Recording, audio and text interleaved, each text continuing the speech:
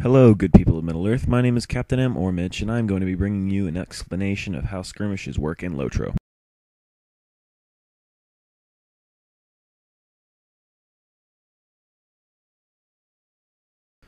Okay, so we're going to be starting off by showing you one of the two skirmishes for the free-to-play players. This one, being my personal favorite, is the Siege of Gondeman.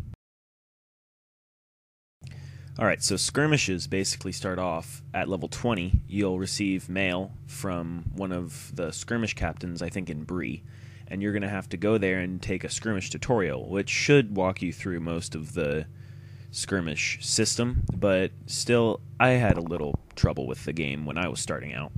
So, you're going to have to do the skirmish tutorial in Bree. If you haven't already, you definitely should do that.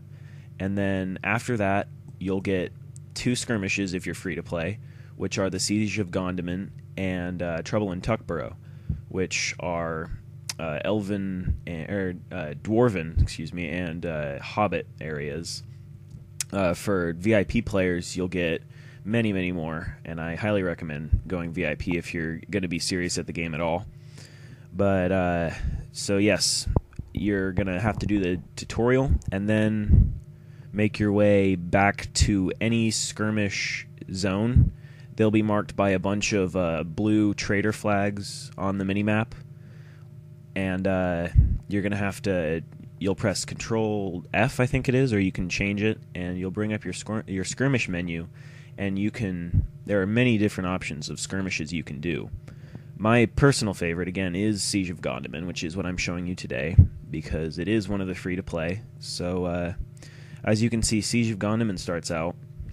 You have to defend this dwarf named Matthew, and once it starts, you'll see a little red notice pop on top of your screen, pop in the center, and it'll tell you exactly which gate the enemy is attacking.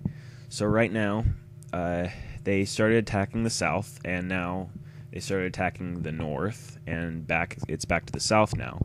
So it's basically you have to keep running to these gates over and over and over again, until finally this message will appear, which is the break of the first assault. And this will give you time to recharge your morale and power. And yeah, it'll be like a minute or two you'll have to regain power and morale. So if you have like a hunter skill like I do, which is you could just drop your campfire right there and you'll regain morale and power, I think, like twice or three times as quickly. It's really nice to have. And then after that goes away, you'll get the message that the enemies are on the march again, and you'll have to go get that gate again.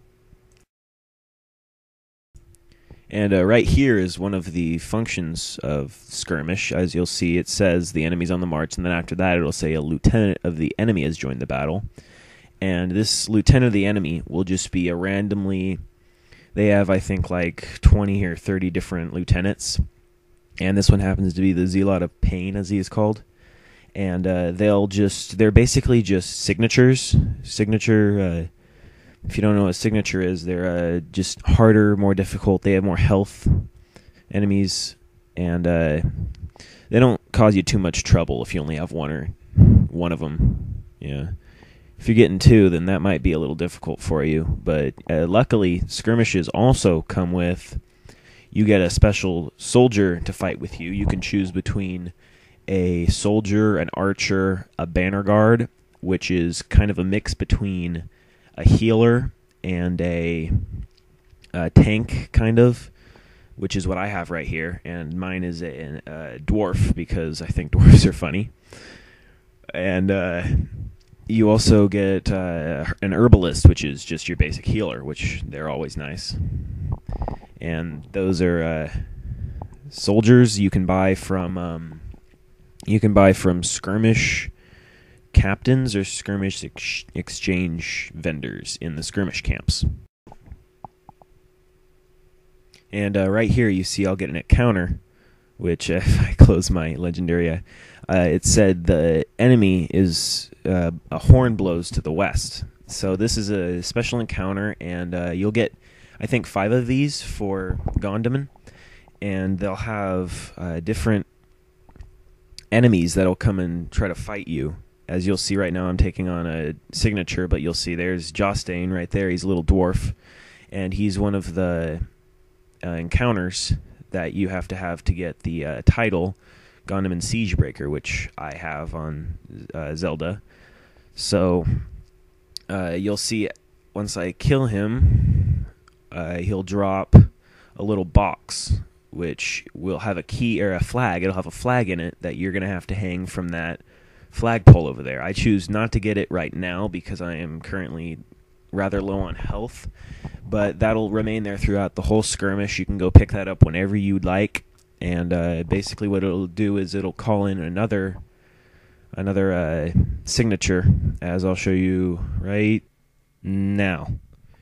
I'll go ahead and I'll pick this box up, and I think it calls in Aggie Gatebreaker. You just pick up the box that the other signature dropped, and then you hang it on the flag, and yeah, Aggie Gatebreaker is going to come, and you'll have to fight him. He's another signature, but he drops tokens of valor or something of the sort that you can drop down, and they'll give you some bonuses for a little bit. And here he is right here, Aggie Gatebreaker.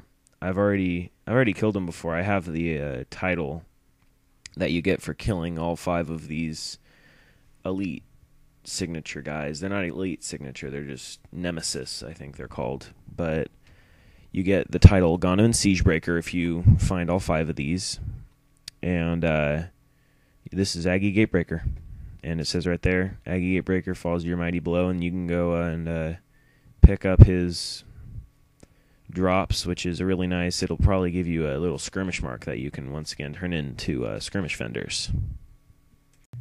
And after the second assault's over, it will give you a message telling you that they've tried all gates. The next assault will surely be the final, yet most powerful attack. So all of your guys that were helping you defend the gates are going to go to the defend the other camps down below the stronghold. And you'll be up here stuck with Matthew, and you're going to want to go up here because Matthew will constantly be attacked by wolves and just random non-signatures, but he'll be randomly mobbed, and if Matthew dies, then you fail the skirmish, which is never fun to go all the way to the third assault and finally you fail, which is it's not a good thing. So you're going to want to go up here and set up whatever kind of means to survive you'd like. I already set up my campfire to heal myself, and my trap over there to trap an enemy and to stop them if they come in. And yeah, so third assault, you're going to want to come up here and plant yourself right next to Matthew.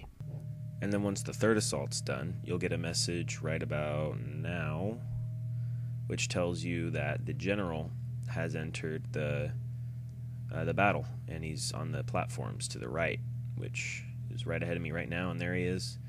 But your main concern right now will be when he calls in his Drake, which you're going to want to kill first, even though, the general might be more of a threat to you. I don't know.